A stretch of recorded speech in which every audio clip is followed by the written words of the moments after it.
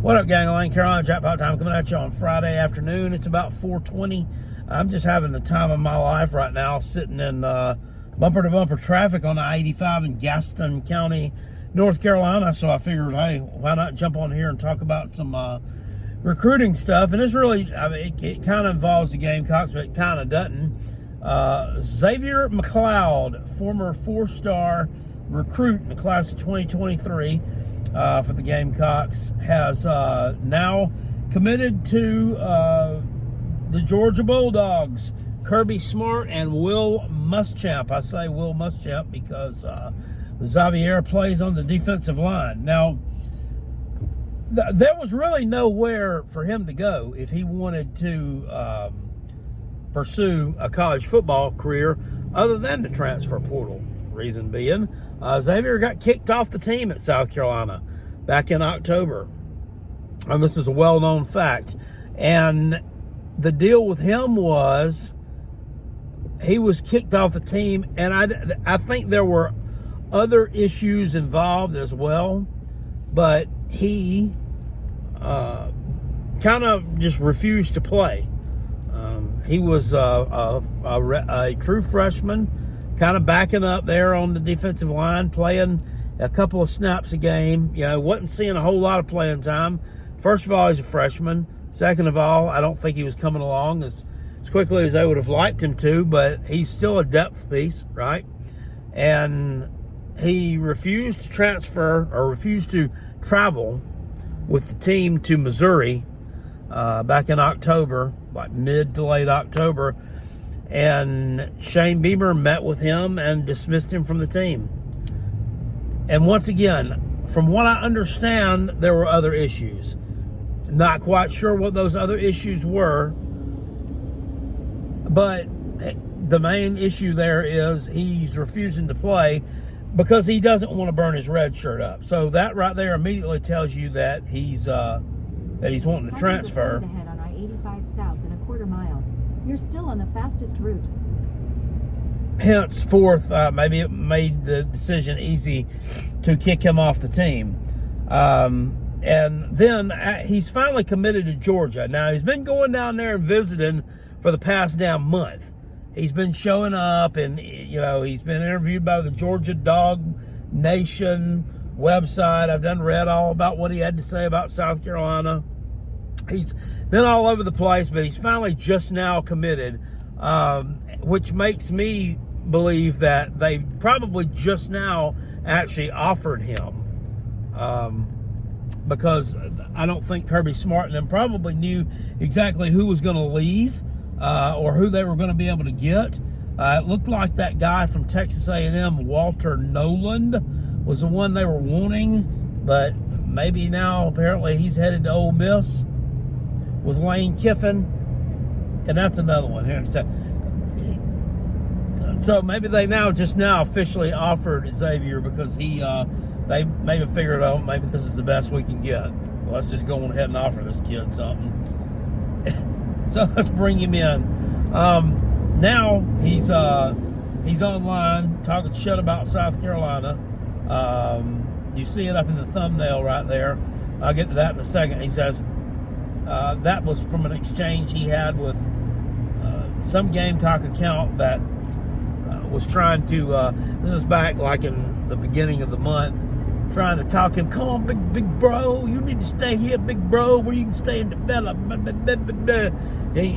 talk to the coach, get your place back, bro, blah, blah, blah. And he said something to the fact, well, it's not that easy. And then he said something else, and then Xavier says, well, I wasn't wanting to burn a red shirt on a 5-7 season. Okay, first of all, motherfucker, you were part of that 5-7 season. You were part of the problem. If we went 5-7, you're part of the problem, right? You're part of the team. I mean, or your name was on that roster. I mean, maybe you're excluded or something. Maybe you're just not part of that team. Maybe you're not part of that bunch that went 5-7. Yeah, maybe you're in some little world of it here by yourself, in your own little team by yourself, where you went 12-0. Fuck out of here.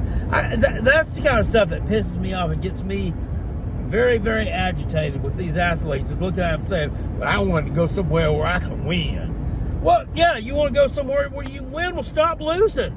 Stop losing where you're at. You people are part of the problem. Every one of you. All 85 scholarships on that roster and the scout team. All of you went 5 and 7 together. It's not just the offense that went 5 and 7. It's not just an underperforming starters on defense that went 5 and 7. It's not just the coaching staff who went 5 and 7. You were part of the ones that went 5 and 7. So I understand. You know, maybe you could say something like, I wanted to go somewhere where I would get a better opportunity. I didn't want to burn my red shirt up, and I didn't feel that I was progressing here. That's all you got to say. But saying that I won't waste no red shirt on the 5 and 7 just tells me that you won't take accountability for your actions at any point in time. At any point in time. And he's on there on the Twitter box and that where he's committed, where his little committed picture is there. That you know, I'm all in. I'm a dog now. I can't wait to put my talents on display in Sanford Stadium next fall. And then of course we have to throw in there, and I want to show all the South Carolina fans who spoke on things they didn't.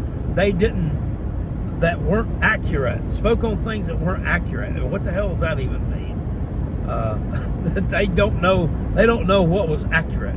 He said, that's fine. We'll see them in 2025. First of all, the 2025 schedule hasn't even been released yet. Second of all, your 2025 opponents for the SEC haven't even been released yet. There's no guarantee you're going to play South Carolina. Probably will. So, you know what?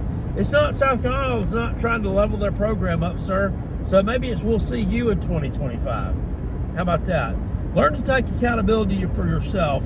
And I'm going to get on here and I'm going to go all in on these people who choose to be assholes. Because you know what? If you want to be a big boy, you want to make big boy money, you want to make this big boy NIL stuff, you feel like you people feel like you're entitled to all this stuff.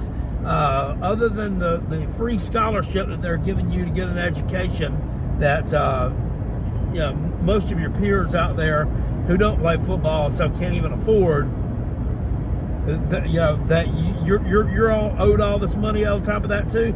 Well, that makes you an adult. So what, you're going to be an adult? Well, you need to be an adult and take accountability for having losing seasons, and you need to take accountability for big boy actions. It's really about all I got to say about it. These people just, these athletes really tick off Carolina Jackpot sometimes. They really, really tick me off. And I think I am part of the long growing list that is really sick of this NIL garbage. We're sick of this transfer portal garbage where you can just play eeny, meeny, miny, mo. You're in it one day, you're out of it one day, you're in it one day, you're out of it one day. I mean, we're living in the land nowadays of, you know, everything's got a rule, it's got a regulation, everything's got a program and a process. And then we got this, there's absolutely no program, no process, no rules. It's just an absolute disaster and shit show. Nobody's stepping in to intervene. Nobody's doing what they're supposed to.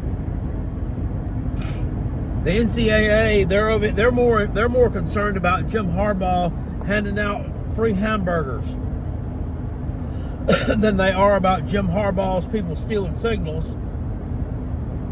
So why should it come as any surprise that they're not concerned about any of this garbage going on? It's not. It's really not. Anyway, oh yeah, Florida State. Wanting to, they're $500 and something million to get out of the ACC. This is ridiculous. It's really ridiculous. It's all about money, right? It's all about money. Well, they want some TV money. That's why they want out of the ACC. Well, god dang, how much money are you gonna pay to get out of the son of a bitch? You only got to be in there for like another 12 years. I'd just stay put for a while. It's like Bobby Bowden said, being in the ACC was the easiest path to the playoffs. Y'all are so butthurt over this playoff snub, which you were rightfully snubbed from the playoffs. You didn't belong there. You did not belong there without a capable quarterback.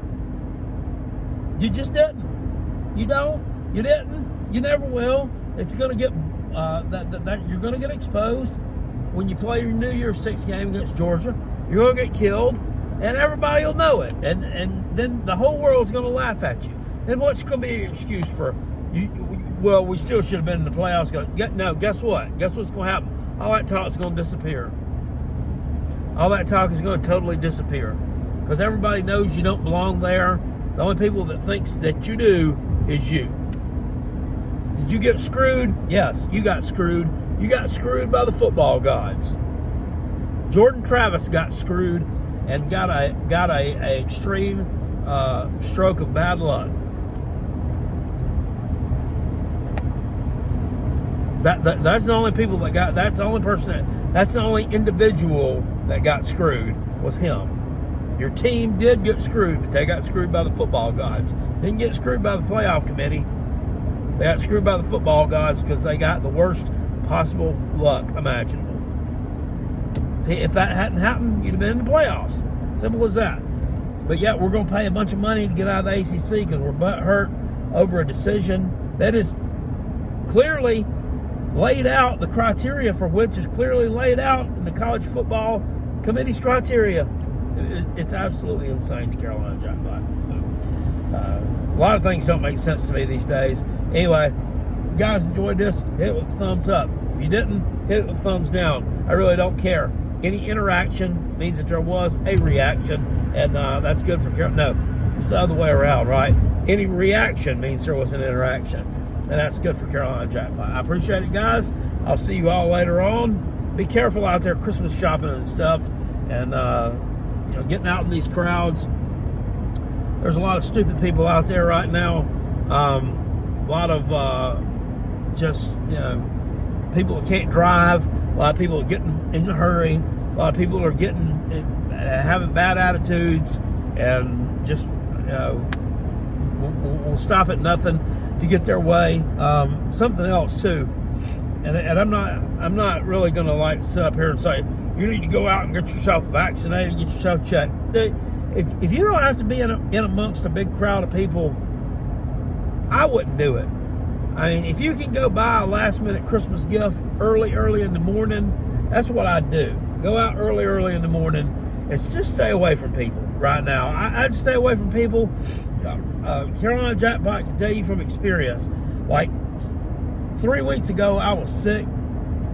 I had the worst cough that I have had in my life, and I just thought that, hey, I just got a cold right now because it's going into winter. Really didn't have the sniffles, didn't have a head cold, didn't have a fever. I just had the worst cough that I have had in my life. I wasn't tired, none of that. Well, turns out a few days later, I can't smell nothing, I can't taste nothing.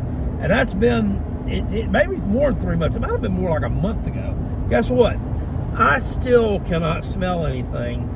I mean, I can sit here in this truck and I can crack the loudest, nastiest, wettest fart that you've ever put your ears to. I can't smell a thing. Not that that's a bad thing, but I also can't smell food. I can't really taste food all that well, which at the same time, don't say, well, how'd you do that Rockabilly food the other night or food review if you can't taste anything? I can tell when food's not good. I can still tell when food's not good. I can taste temperatures. It's almost, I have like muscle memory here that remembers what all the tastes are supposed to taste like, and I can just tell what's not good. But I can't taste. I can't smell. And I mean, I have no other explanation for that than I had COVID when I had that terrible cough, but I didn't test for it or anything because, I mean, there was no other symptoms other than that. I just thought I had a bad cough. So, long story short, I would just stay away from people if I could, because, I mean, you're still putting yourself at risk. And it always seems to be like at these winter months, right? that you're more at risk for that crap. It's because everybody's immune system is down just a little bit because it's winter, so on and so forth. Anyway, guys, that's all I got to say about any of this. I'll see you guys later. Appreciate it. Peace. I'm out of here. Go Gamecocks. Woo!